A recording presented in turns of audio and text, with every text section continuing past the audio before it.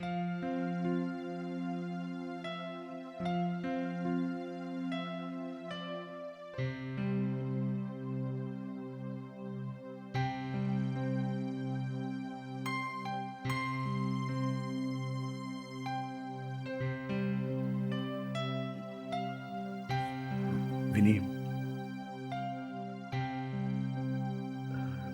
Madhura वहिनीने soup पाठवलंय तुझ्यासाठी.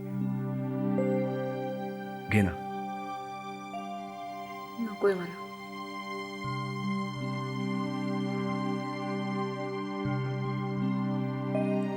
Clear soup आहे.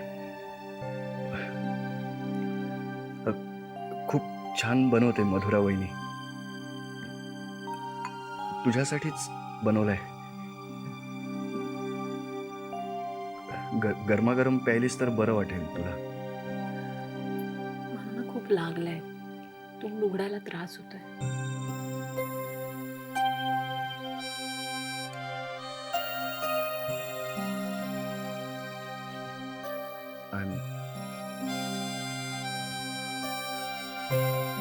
I am sorry Vini. पण प्लीज तू घे. I am really feeling guilty. माझ्यासाठी.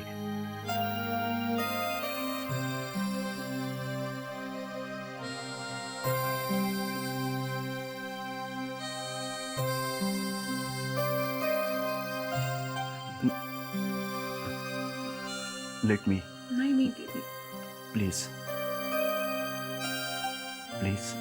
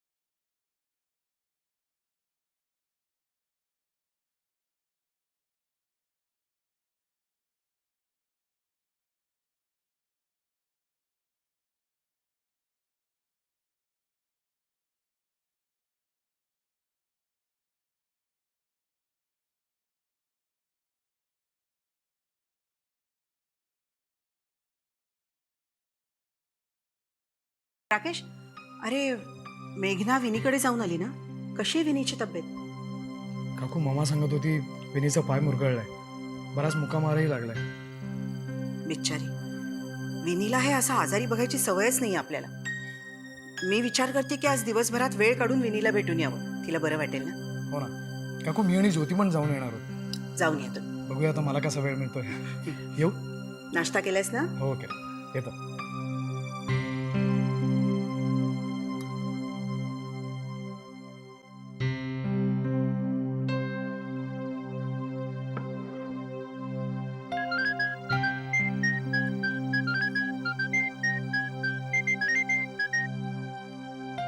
हॅलो.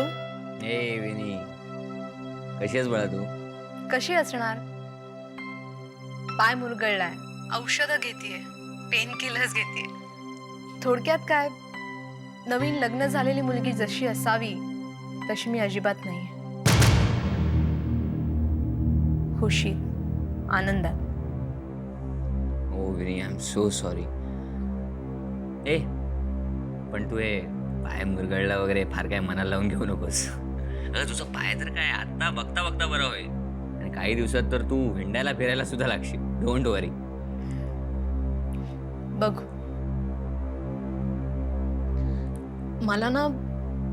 मला तिकडे यायचंय. खूप आठवण येते तुमची. आम्ही सगळे सुद्धा तुला खूप मिस करतोय विनी. आणि दुसरं यायचं काय म्हणतेस? अगं तुझंच घर आहे ते, कधीही ये. मी येऊ का तुला न्यायला? मी मम्माला विचारलं तर ती म्हणाली की तुझा पाय वगैरे मुरगळलाय, लंगडत घरी आलीस तर उगाच पप्पांना वाईट वाटेल.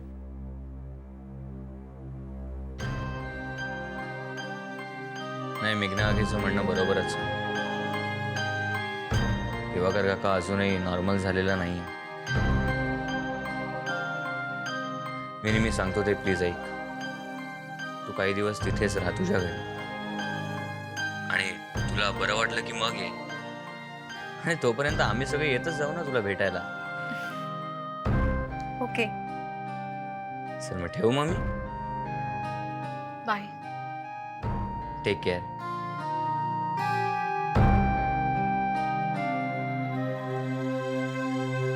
मिनी अजिबात खुश वाटत नव्हती. खूपच अपसेट वाटत होती.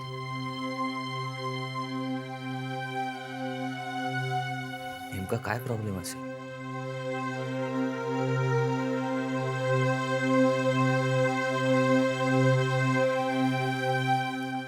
अगं मुक्ता, झालं की नाही? चल लवकर ये. आले काकू. शिवानी ठेवलंय ना सगळं बरोबर? चला निघूया. हो चल चल, निघूया, उशीर झालाय. काकू पण हे सगळं काय? म्हणजे विनीकडून आपण दुसरीकडे कुठे जाणार आहोत का? अगं विनीच्या घरी मी पहिल्यांदा चालली आहे की नाही, म्हणून जावई बापूंच्या आवडीचे लाडू करून घेतले. कसं आहे मुक्ता, मानी या घरासाठी काही नियम घालून दिले. आता त्यांची इतकी सवय झाली आहे ना. आणि खरं सांगू, आज मा असत्या तर त्यांनी किती कौतुक केलं असतं नाच जावयाचं, हो की नाही? ते खरं. चल. काकू तुम्ही राहू द्या, पुढे व्हा, मी जीवाला सांगते तो बॅग ठेव. हो पण लवकर कर. हो हो हो. जीवा.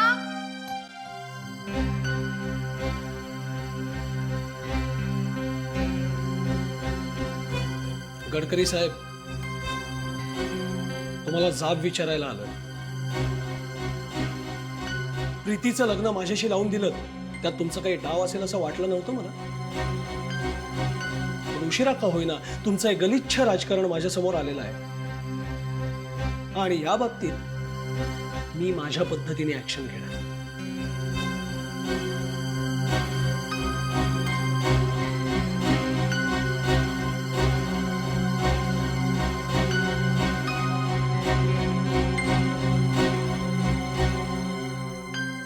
जे काही करायचं असेल ते घरी जाऊन. हे माझं ऑफिस आहे. So out. जाणार आहे, जाणारच आहे. पण तुम्हाला एवढंच सांगायला आलोय की परत माझ्या वडिलांच्या नादी नाही लागायचं. परिणाम खूप वाईट होतील. आणि ह्या सगळ्यासाठी प्रीतीचा वापर करू नका, कारण ह्यामुळे तिचाही संसार मोडेल.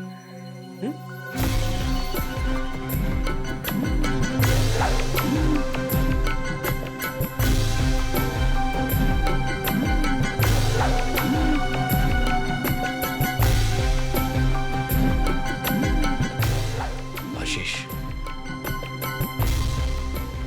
तू आज जो काही आहेस तो माझ्यामुळे. लक्षात ठेव, तुझ्या बापामुळे नाही. तुझ्या बापाने तुला जे काही दिलंय, जे काही शिकवलंय, फार फार तर तुला चपराशाची नोकरी मिळाली असती. मॅनेजर झालायस ना तू माझ्यामुळे. आणि आता त्या बापाचा पुळका येतोय तुला. एक मिनिट.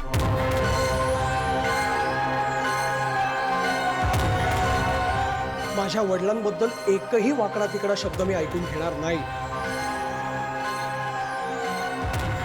हा राजीनामा. आपले संबंध संपले. घरचे, ऑफिसचे, कामाचे आणि कामाशिवायचे. आणि यापुढे विनायक रणदिवे हे नाव मनातही आणायचं नाही.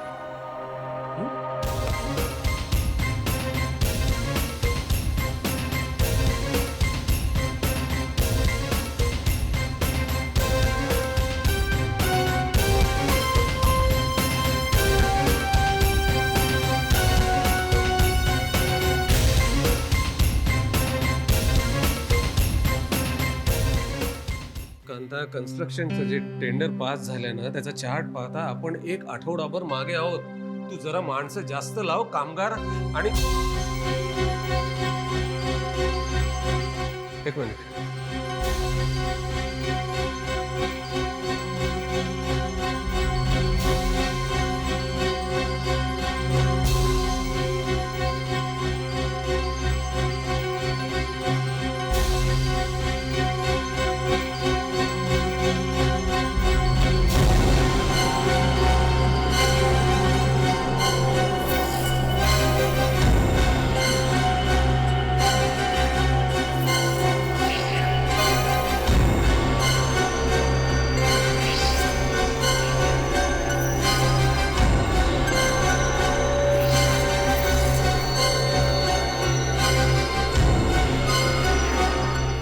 आशिष, तू इकडे? बाबा बाबा मी त्या गडकरीला चांगलं सुनावलंय आणि आज राजीनामाही देऊन टाकलाय. शाबास. त्या गडकरीला आता प्रत्येकाने जाऊन अशीच एक एक हाणली पाहिजे. हो. पण बाबा आता माझ्या पुढे प्रश्न असा आहे की मी पुढे काय करू.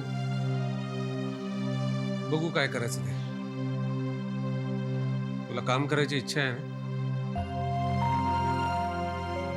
ते महत्वाचं. काम मिळेल. नाही बाबा मला काम तर करायचं आहेच आहे. त्या गडकरीला चांगला धडाही शिकवायचा आहे. तो आपण सगळे मिळून त्याला शिकवूच. असा शिकवू की त्याने परत मान वर नाही केली पाहिजे. बाबा मी सागरला विचारू.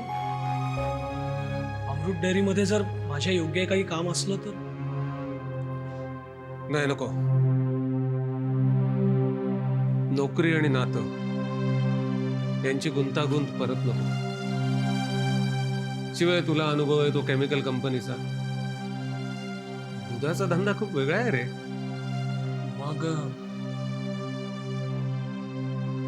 बाबा ऍक्च्युली ना मला स्वतःचा स्वतंत्र धंदा सुरू करायला खूप मनापासून आवडेल.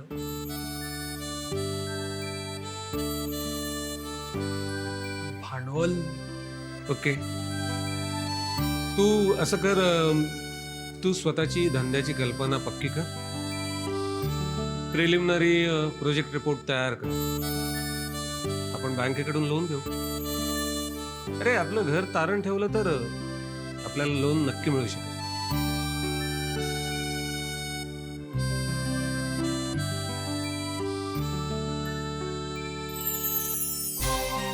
खरंच बाबा थँक्यू. Thank you very much. मी लगेच कामाला सुरुवात करतो आणि मग तुमच्याशी येऊन बोलतो. येऊ.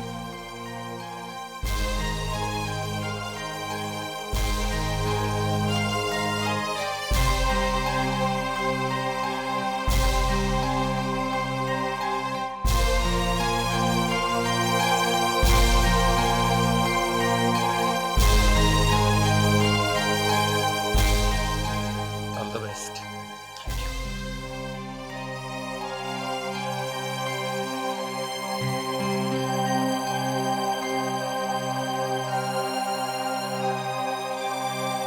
साहेब, वर्ग लाईनीवर यायला लागलं.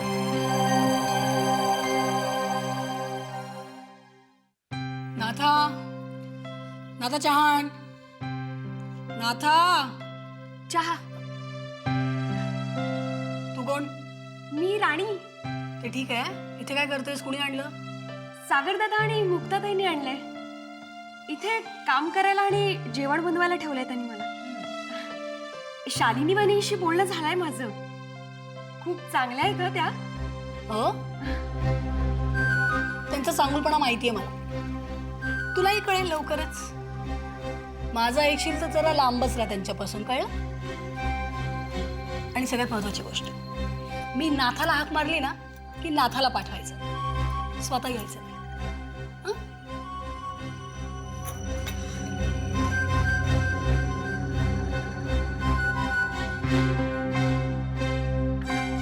बापरे, काय भयंकर बाई ही. हिच्यापासून सावध राहायला हवं आणि हिच्यावर लक्षही ठेवायला हवं. Wow Anand, that's really great. सागरची आयडिया खूप छान आहे.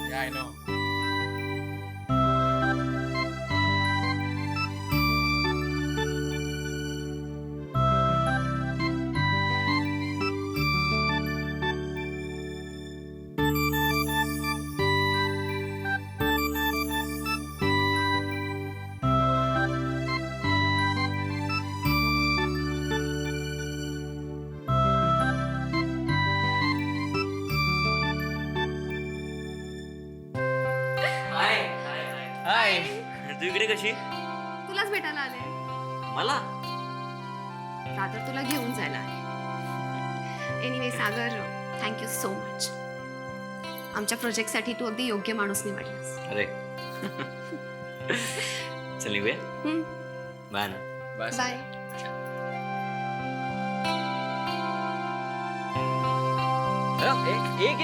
एक मिनिट. आधी मला सांग, तू इथे काय करतेस? नवऱ्याला भेटायला आले. तुला बाहेर घेऊन जायला आले. अच्छा, नवऱ्याला भेटायला आली होतीस ना? मग त्या आनंदशी का गप्पा मारत होतीस? अरे कारण तो समोर आला म्हणून बोलत थांबले. एवढं काय त्या? ठीक आहे. हे लक्षात ठेवा मुक्ता, तू असं कोणाशी हसून खिदळून बोललीस ना, मला सांगणार नाही. ओके? तर असं आहे का? हो, असंच आहे. तुला माहिती सागर, खरं तर पप्पांनी आनंदलाच पसंत केलं होतं माझ्यासाठी. हो, माहिती आहे ना मला. मग करायचं होतं ना त्याच्याशीच लग्न. मी तरी सुटलो असतो. केलंही असतं, पण काय ना, एक चिडका रुसका मुलगा पसंत करतो. अच्छा, चिडका रुसका काय? खूप आवडला तो.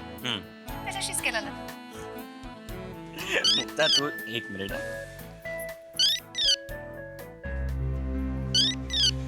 Excuse me.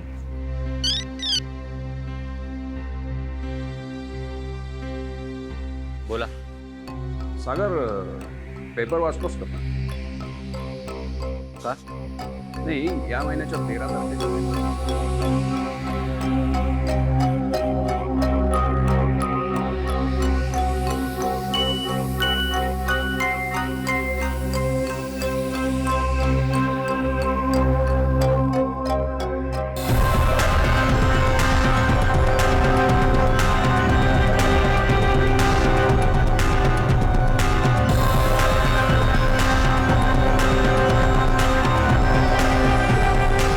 काय रे? नाही, काय नाही. चला जाऊया.